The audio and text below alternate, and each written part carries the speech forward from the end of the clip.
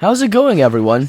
NeedleMouse here, and welcome to part 2 of redeeming Sonic Adventure 2, a short 3-episode series where I try and redeem, well, Sonic Adventure 2. Our Sonic Adventure began last week, where we talked about the mech stages in Adventure 2, and I concluded with explaining how, while those stages aren't perfect, there is fun to be had if you know how to play the stages correctly, by locking onto multiple enemies and racking up as many points as you can. But the mech stages aren't the only levels that are, well, disliked. In fact, many people dislike the stages I'm about to talk about more than they do the mech stages. I'm talking about the treasure hunting stages in Sonic Adventure 2. Alright, there are a lot of valid criticism to these levels, but personally, I've always really enjoyed them. Even levels like Meteor Herd and Mad Space, I had quite a bit of fun with on my last playthrough. I would even go as far as to say the treasure hunting in SA2 is better than SA1. Why? Well, let's find out.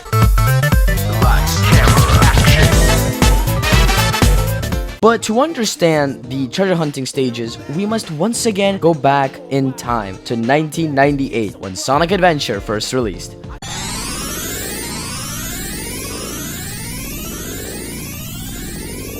Last time, we talked about the gameplay of E102 Gamma and how it influenced the creation of the mech stages in SA2. So let's take a look at the character who implements the treasure hunting levels in Sonic Adventure 2, Knuckles the Echidna. In SA1, Knuckles' levels are built around you having to find the shards of the Master Emerald, and you have to find 3 per stage. Just like with Gamma, Knuckles is placed in an area where Sonic already ran through. But soon, a pretty huge problem arises. Knuckles has no unique sections of his own. All the sections Knuckles goes through, Sonic has already gone through. While I do agree there are certain sections of the levels that only Knuckles can access, such as the top of Casinopolis, most of the time, Sonic can access these sections without any issue. A spin dash jump there or a spin dash jump here, and he's up there with Knuckles, basically. At least Gamma had Hot Shelter, which Sonic never goes through, but Knuckles doesn't get his own parts of the level, much less his own completely unique stages. Now, don't get me wrong, I love SA1. So all these criticisms don't take away the fact that I really enjoy the game. In fact, Knuckles' sections still have really cool things. For example, you can detect all 3 emerald shards at once. While I do find this cool, there is a pretty big downside to it. Being able to detect all 3 emerald pieces at once leads you to finish the levels extremely quickly. This makes Knuckles' story in SA1 really easy to beat, and it takes almost no time. In fact, I've beaten Knuckles' story in about 30 to 40 minutes, which kinda sucks. Overall, my feelings on Knuckles' stages are pretty much the same as Gamma's. I love the fact that we get to replay levels as different characters, reaching the same ground, but Knuckles' stages offer almost nothing completely new. And while I love the treasure hunting aspect, I don't like how quickly you can finish the levels. But this, my friends, is where Sonic Adventure 2 comes in. In SA2, these stages are refined. No longer do our gliding and climbing characters retread the same ground. Now, they have their own levels custom built with the gimmick in mind. There are some very notable changes. The biggest one being, the Emerald Radar can no longer sense all 3 emeralds at the same time. This might seem like a huge downside at first, but the developers knew what they were doing.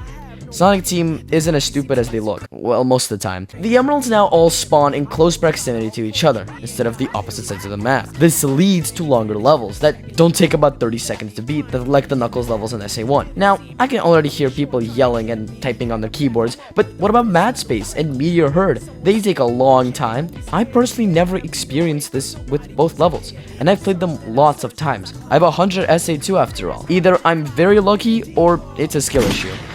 You tell me. Also, here's a tip for everyone who is struggling with the levels. I recommend restarting the level. This respawns the emeralds completely, and more times than not, you will be able to find them much faster. But let's talk about each level in detail. In Sonic Adventure 2, we have 2 treasure hunters, the famed powerhouse of Team Sonic, Knuckles the Echidna, and the master jewel thief, Rouge the Bat. Alright, let's get into the level, starting off with Knuckles' Wild Canyon. This is Knuckles, and I'm back. I've been away for a while, but I'm back to kick some butt in Wild Canyon. It's a wonderful introduction to the world of treasure hunting. The stage isn't too big and is just plain fun. A little on the small side, but overall is really enjoyable. I have to mention here though that Knuckles' music is amazing. The rap-like songs in his stages are just peak. There's no other words for them. Not a singular miss when it comes to these songs. Well, except for one, but we'll get to it later.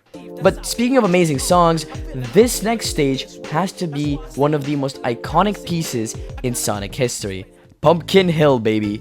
I love this stage with all of my heart, and no one can change my opinion on it. The Halloween-themed stage is perhaps the best treasure hunting level of all time. The combination of the great level design, amazing theming, and great music makes this level one I absolutely love coming back to. Next comes Aquatic Mine, and while to many this is where the treasure hunting stages become bad, I have never had a huge problem with the stage. Every run, I immediately turn the water level down to the smallest amount, and then I'm able to find the emeralds really easy. The stage isn't perfect. I mean, it's a water stage, but it's fun in its own right. But next is Death Chamber, and this level sucks. I can't defend this stage no matter what. The level design is much too complicated and confusing. Pair that with the worst of the Knuckles songs, and you get a very mediocre stage. It's just not very fun at all. But finally, we have Meteor Herd. When playing through SA2 for the first time, I dreaded this stage, being afraid that it would be difficult or very annoying. But what I found was a really fun stage. Due to Meteor Herd's verticality, the stage isn't nearly as annoying as Death Chamber, which feels like it's too big horizontally. While I do think it is way too big, I personally think though that this is the only stage that should have had the Emerald Radar from SA1 due to how big it is. This would have aided with shortening the time that it takes in the stage, as I know that it takes many people way too long to find them. For me personally, I've never had much of an issue, but I know a lot of people do. Otherwise, I really do like Meteor Herd.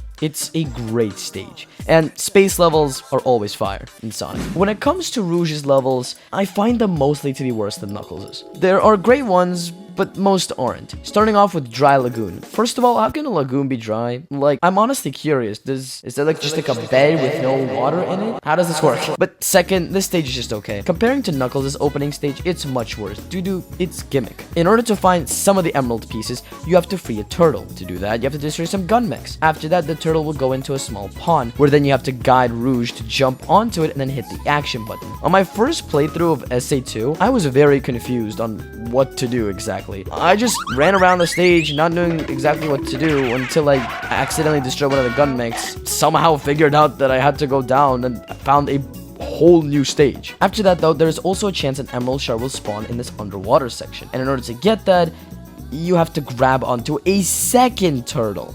And no, I don't hate turtles. I think they're actually pretty cool. Like that one turtle in Archie comics that gets shot. God, that's dark. Archie's like way too dark. Jesus. Anyway, Dry Lagoon can be a fun stage, but that depends on really where the emeralds spawn. I'm also gonna point out here that I think that Rouge's music is, out of all the 6 characters in the game, by far the worst. By far. It just kinda sucks.